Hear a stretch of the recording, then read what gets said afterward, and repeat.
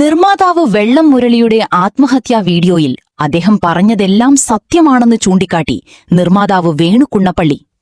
അഭിലാഷ് പിള്ളയുടെ സുമതി വളവിന്റെ തിരക്കഥ താൻ വർഷങ്ങൾക്ക് മുമ്പ് കേട്ടതാണ്. സീരിയൽ നിലവാരത്തിലുള്ള ആ പടം ചെയ്യരുതെന്ന് വെള്ളം മുരളിയോട് പറഞ്ഞിരുന്നു വേണു കുണ്ണപ്പള്ളി ഫേസ്ബുക്ക് കുറിപ്പിലെഴുതി.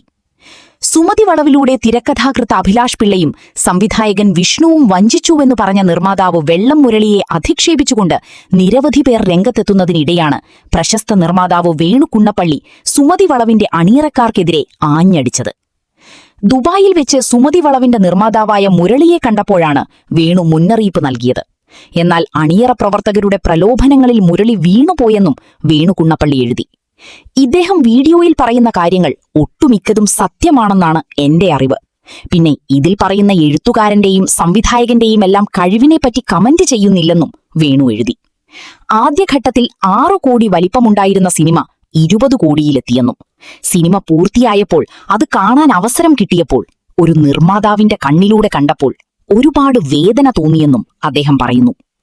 സിനിമാ ലോകത്ത് പണമുള്ള ഒരാളെ സ്വപ്നങ്ങൾ കൊണ്ട് ചുറ്റിപ്പറ്റി അവനെ വിശ്വസിപ്പിച്ച് അവസാനം എല്ലാം നഷ്ടമാക്കുന്ന ഒരു സംവിധാനമുണ്ട് എന്നതാണ് വേണു കുണ്ണപ്പള്ളി ചൂണ്ടിക്കാട്ടുന്നത്. ഈ വാർത്ത ഇഷ്ടമായാൽ ലൈക്ക് ചെയ്യൂ, ഷെയർ ചെയ്യൂ.